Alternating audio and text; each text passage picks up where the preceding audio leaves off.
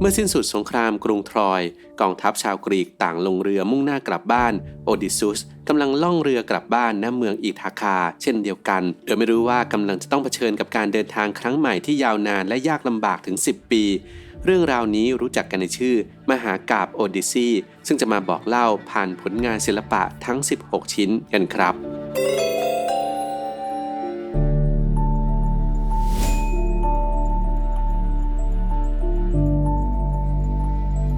เที่ยวส่วนตัวไม่จำกัดกำหนดวันเดินทางและงบได้เน้นใช้เวลากับสถานที่ให้อัธลักษณ์ออกแบบเส้นทางเฉพาะคุณโทร 02-047-0083 และ Line @atalax @ARTRALUX 1. เริ่มต้นการเดินทางครั้งยิ่งใหญ่คณะของโอดิซุสแล่นเรือเข้าฝั่งใกล้เมืองอิสมารัสดินแดนแห่งชาวคิโคเนสพวกเขาออกปล้นโดยวางแผนว่าเมื่อเสร็จสิ้นจะออกเรือทันทีแต่ลูกเรือชักช้าและไม่เชื่อฟังจนชาวคิโคเนสที่ทรงพลังกว่ามาช่วยพวกของตนทั้งสองฝ่ายต่อสู้กันตลอดทั้งวันครั้นอาทิตย์ตกดินพวกโอดิซุสตัดสินใจหนีลงเรือทิ้งลูกเรือ36 คนเอาไว้เบื้องหลังจากนั้นโอดิซุสแล่นเรือเข้าเทียบท่าในดินแดนของผู้กินดอกบัวที่ดำรงชีวิตด้วยการกินดอกบัวตามชื่อเมื่อขึ้นฝั่งโอดิซุสส่งลูกเรือไปตรวจสอบชาวเมืองต้อนรับพวกเขาอย่างสันติพร้อมมอบดอกบัวให้กินทันใดนั้นก็ถูกครอบงำจนลืมบ้านเกิดอยากจะอาศัยอยู่ที่นี่โอดิซุสจึงบังคับจับตัวพวกเขากลับไปที่เรือแล้วมัดไว้จากนั้นเรียกลูกเรือทั้งหมดกลับลงเรือและออกเดินทางต่อทันที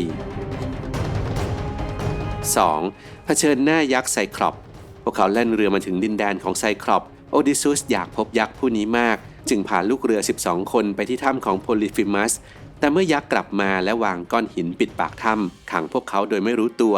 ชายกลุ่มนี้ก็ตื่นกลัวแล้วหาที่ซ่อนโอดิซุสพยายามเสนอไมตรีแต่ไม่เป็นผลยักษ์หัวเราะเยาะก่อนจับลูกเรือ2 คนกินค่ำคืนนั้นชายที่เหลือต่างหวาดกลัวตัวสั่นเพราะไม่สามารถเคลื่อนย้ายหินที่ขวางทางออกและโจมตีใส่โพลิฟิมัสได้จนกระทั่งตอนเช้ายักษ์ก็ตื่นมากินลูกเรือไปอีก2 คนและกลับมากินอีก2 คนเป็นมื้อเย็นในที่สุดโอดิซุสก็วางแผนทำให้โพลิฟิมัสเมาแล้วแทงไม้แหลมเข้าที่ตาที่มีเพียงดวงเดียวจนบอดสนิทด้วยความเจ็บปวดโพลิฟิมัสเดินโซเซไปที่ปากถ้ำยกหินออกและยืนดักรออยู่ที่ตรงนั้นโอดิซุสจึงแบ่งแกะตัวผู้ขนหนาออกเป็นกลุ่มๆจากนั้นให้ลูกเรือที่รอดชีวิตเกาะใต้ตัวแกะเพื่อให้มันพาออกจากถ้ำหลังแผนการสำเร็จโอดิซุสหันกลับไปเย้ยหยันโพลิฟิมัสจนโกรธและขว้างเศษภูเขาใส่เรือจนอับปางพวกเขาจึงหนีขึ้นเรือลำอื่นแล้วออกไปจากเกาะโดยไม่รู้ว่าการกระทำครั้งนี้จะส่งผลร้ายแรงตามมาภายหลังอันที่จริงโพลิฟิมัสเป็นบุตรของโพไซดอนเทพเจ้าแห่งท้องทะเลเพื่อแก้แค้นแทนลูกชายจึงสาบานว่าจะไม่ให้โอดิซุสเดินทางกลับบ้านได้ทางฝั่งคณะเดินทางเมื่อออกจากเกาะไซคลอปก็เข้าฝั่งที่เกาะของเอโอรัสเทพแห่งสายลมพวกเขาได้รับการต้อนรับเป็นอย่างดีอีกทั้งเทพเอโอรัสยังมัดลมคำรามใส่ในกระสอบมอบให้โอดิซุสและปล่อยลมตะวันตกมาเร่งความเร็วให้เรือแล่นเร็วขึ้นด้วยแต่น่าเสียดายที่ลูกเรือบางคนคิดว่าในกระสอบมีทองคำและอัญมณีจึงเปิดกระสอบปลดปล่อยสายลมออกมาทำให้เกิดพายุใหญ่ 3. พานภพเทพีแห่งเวทมนต์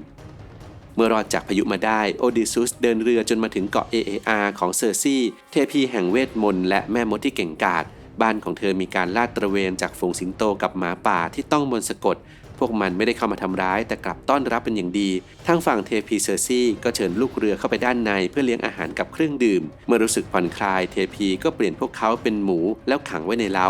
ขณะกำลังจะลงมือกับโอดิซุสเทพเฮอร์มิสได้มาหาและมอบสมุนไพรที่ทำให้ไม่ต้องมนต์สะกดแก่เขาโอดิซุสจึงกล้าเข้าไปตีสนิทจนเทพียอมปลดปล่อยลูกเรือและต้อนรับพวกเขาด้วยงานเลี้ยงรื่นเริงตลอดทั้งปีเมื่อพักผ่อนจนเพียงพอโอดิซุสจึงขอเดินทางต่อเทพีเซอร์ซียินยอมพร้อมแนะนำให้เดินทางไปที่เฮดิสโลกหลังความตายเพื่อปรึกษากับเทเรซิอัสผู้เผยพระวจนะตาบอดดังนั้นพวกเขาจึงแล่นเรือไปยังประตูยมโลกและเมื่อพบกับเทเลซิอัสเขาได้เตือนโอดิซุสเกี่ยวกับการตามล้างแค้นของเทพโพไซดอนและเตือนว่าอย่าไปรบกวนฝูงปศุสัตว์ของเทพเจ้าแห่งดวงอาทิตย์หลังฟังคำเตือนจบโอดิซุสก็ออกเดินทางต่อ 4. วิกฤตอสูรกายอันตรายต่อมาคือเกาะแห่งไซเรนหญิงสาวที่มีปีก2 ข้างผู้ขับขานบทเพลงล่อลวงเหล่านักเดินเรือให้จบชีวิตลงที่นี่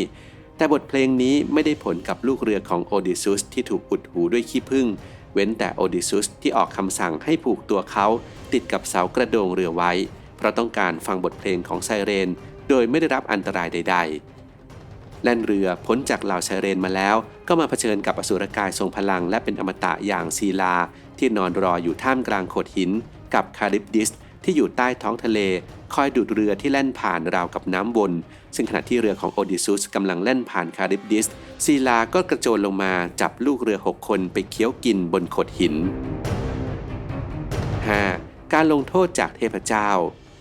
พวกเขาแล่นเรือต่อมาจนถึงเกาะของไฮพีเรียนไททันเจ้าแห่งแสงและบิดาของเฮลิออสเทพแห่งดวงอาทิตย์ที่เทเรซิอัสได้เตือนไว้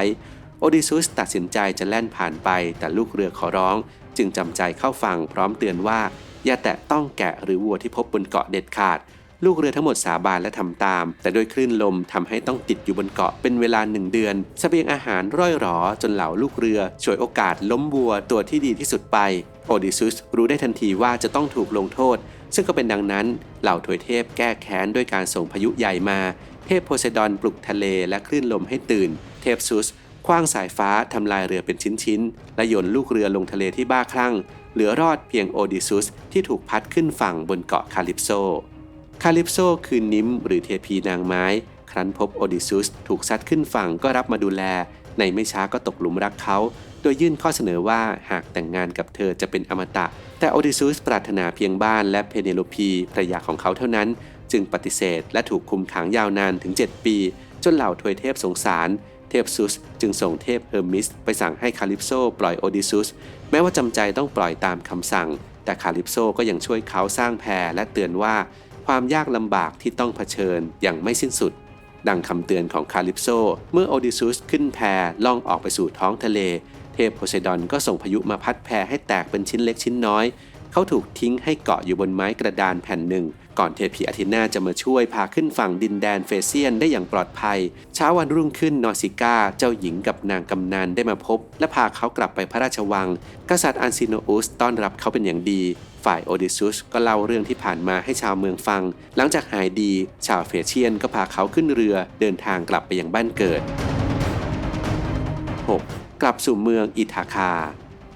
ในที่สุดโอดิซุสก็มาถึงเมืองอิธาคาเขาปลอมตัวเป็นขอทานชราและได้รับการต้อนรับจากยูเมอัสคนเลี้ยงหมูทางฝั่งเทเลมาคัสลูกชายของโอดิซุสที่กำลังออกไปหาข่าวของบิดาในเมืองสปาร์ตาได้แวะมาที่บ้านของยูเมอัสเพื่อนรักและบังเอิญพบชายขอทานเทพีอาทินาจึงดึงการปลอมตัวของโอดิซุสออกเทเลมาคัสจึงรู้ว่าผู้นี้คือบิดาที่หายสาบสูญไปเนิ่นนานช่วงเวลา10 ปีที่โอดิซุสหายตัวไปได้มีชายคนอื่นเข้ามาแย่งชิงพระราชวังและเพเนโลพี2 พ่อลูกจึงร่วมกันวางแผนขับไล่โดยโอดิซุสเดินทางมาในสภาพที่ยังปลอมตัวอยู่ไม่มีใครจำเขาได้เลยยกเว้นเพียงสุนัขชราตัวหนึ่งของเขาที่จำได้